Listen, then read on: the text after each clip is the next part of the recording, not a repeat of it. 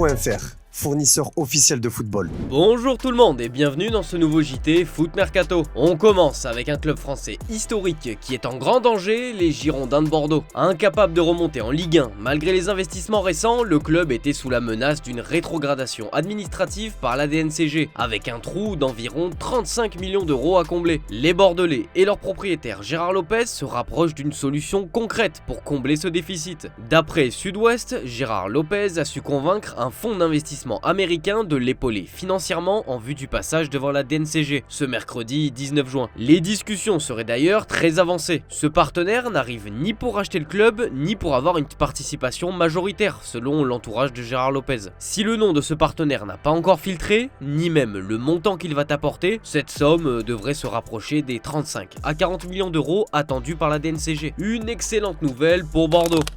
En quête du successeur de Kylian Mbappé, vous le savez, le PSG est intéressé par Khvicha Kvaratskhelia. Sauf que le club de la capitale va être déçu de la tournure de cette affaire. Selon Sport Mediaset, et comme nous vous l'avions annoncé il y a quelques jours, Naples n'a pas dit son dernier mot et a proposé une offre de prolongation au joueur géorgien. Ce dernier a répété tout son amour pour le Napoli et il devrait prolonger dans le sud de l'Italie. Au PSG désormais de rebondir et trouver une autre cible.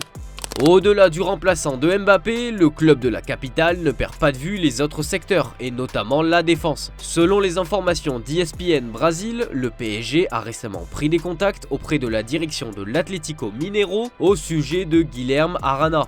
Latéral gauche de 27 ans. Passé par l'Atalanta et Séville ces dernières années, Guilherme Arena peine à s'imposer et trouver de la continuité en tant que titulaire, malgré les nombreux espoirs placés en lui. Cependant, aucune proposition officielle n'a encore été transmise par le PSG. Des discussions sont seulement en cours. En fin de contrat avec l'Olympiakos, Mady Camara suscite une grosse convoitise en Grèce, en Turquie et en Ligue 1. L'Istanbul Başakşehir, le Fenerbahçe d'un certain José Mourinho ou encore le PAOK Salonique ont manifesté un intérêt concret, voire plus pour l'international guinéen. Selon nos informations, le joueur serait très intéressé à l'idée de revenir en France et 3 clubs de Ligue 1 ont déjà pris contact avec lui d'après nos indiscrétions. Il s'agit de Lille, Saint-Étienne et Lens. Mady Camara a donc du choix pour son avenir. En parlant de Lens, le club artésien a d'ailleurs refusé 2 propositions de transfert en provenance de Belgique pour son espoir de 19 ans, Ayanda Sijbouba. Une offre de 3 millions d'euros a même été émise par un club de top 4 en Belgique. Une approche repoussée par Lens qui en attend plus pour libérer son joueur. Sous contrat jusqu'en 2026, voir le natif rester au club n'est pas à exclure. Il devrait d'abord s'entretenir avec Will Steele, le nouveau coach lensois, avant de prendre une décision sur son avenir. Avec l'arrivée de Genesio, le LOSC mise sur la jeunesse. Selon nos informations, les Dogs vont prochainement faire signer le premier contrat professionnel du jeune Ramsès Imbondo. Né en mai 2007 et donc âgé de 17 ans, il est arrivé en 2022 au centre de formation lillois et il évolue au poste de défenseur central. Miralem Pjanic, je pense que ce nom parle à chacun d'entre vous puisqu'il a régalé les supporters de l'OL, de l'AS Roma et de la Juventus durant sa belle carrière sur le vieux continent. Et après un passage au FC Barcelone et un prêt avec Beşiktaş, le Bosnien a finalement rejoint les Émirats Arabes Unis en 2022 en signant à Sharjah. Depuis 2 ans, il enchaîne les performances intéressantes, retrouvant du rythme et du temps de jeu. Un profil séduisant surtout quand on sait qu'il sera libre le 30 juin prochain. Et selon nos informations, Al Raed en Arabie Saoudite est intéressé par sa venue. Des formations de Dubaï et d'Abu Dhabi sont également sur le coup. En France, 2 formations ont pris des renseignements. Pour le moment, le joueur n'a pas encore pris sa décision, mais cette dernière ne devrait plus tarder. Une chose est sûre, Miralem Pjanic est dans le viseur de plusieurs équipes. À Madrid, l'arrivée de Kylian Mbappé crée un embouteillage en attaque et Rodrigo est annoncé comme la victime numéro 1 de cette arrivée. Si le joueur n'a pas fermé la porte à un départ dans un premier temps, le Brésilien a finalement changé d'avis. Sous contrat jusqu'en 2028, il a récemment indiqué qu'il y avait de la place pour tout le monde à la Casablanca. Il est possible de jouer tous ensemble. Je pense qu'Ancelotti trouvera un moyen. Les bons joueurs doivent jouer ensemble. Dans son émission d'hier soir, El Chiringuito assure que le numéro 11 du Real Madrid va rester et n'est pas stressé par le français. Le Brésilien sait qu'il a le soutien de Carlo Ancelotti et l'idée de jouer exclusivement à droite ne lui déplaît pas. Il sait qu'il y aura beaucoup de concurrence à gauche et dans l'axe avec Mbappé et Vinicius. Alors autant se concentrer sur l'un des rares postes où il peut prétendre à une place de titulaire.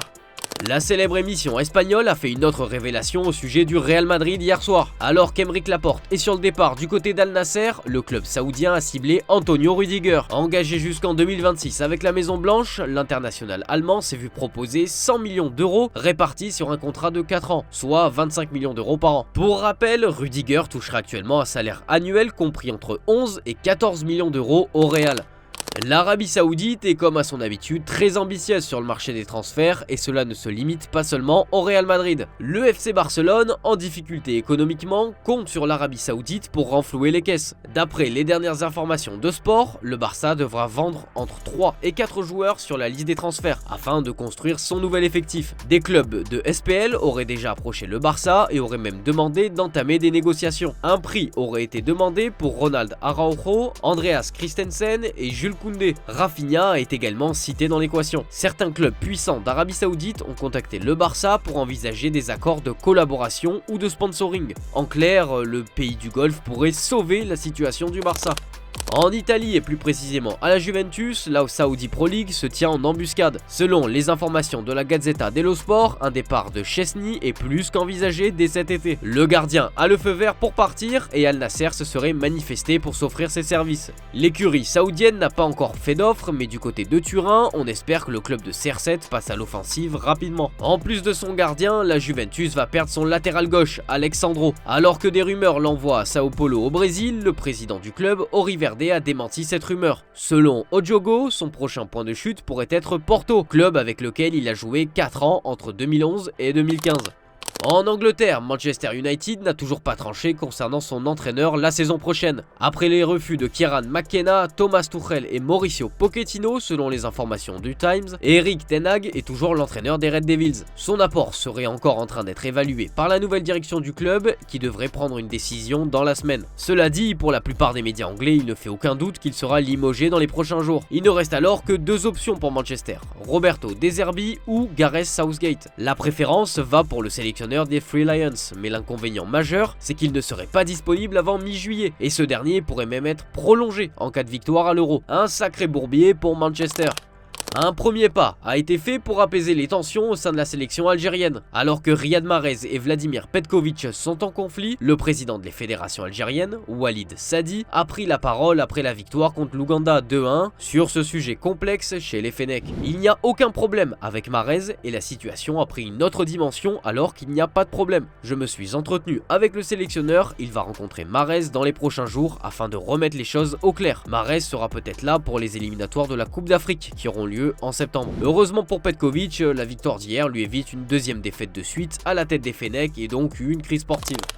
Il y a quelques mois, Paul Pogba a été sanctionné pour un test positif lors d'un contrôle antidopage. Il ne peut plus être footballeur professionnel jusqu'au moins septembre 2027. Le milieu de 31 ans a enchaîné les scandales extrasportifs ces derniers mois et sa carrière est au plus bas, tout comme le reste de la famille Pogba. On avait d'ailleurs consacré une vidéo à ce sujet sur notre chaîne secondaire. Pour rappel, il avait également subi un racket. 6 individus ont été mis en examen dans une affaire de séquestration et tentative d'extorsion en bande organisée sur l'international tricolore. Et comme le rapporte l'équipe dans un documentaire, 2 d'entre eux, Mamadou M et Adama C, avaient pour objectif de devenir agents du joueur suite à la mort de Mino Raiola et avant que Rafaela Pimienta prenne le relais. Si on ne le récupère pas, on va se faire carotte, avait notamment déclaré Mamadou M quand le célèbre agent est décédé.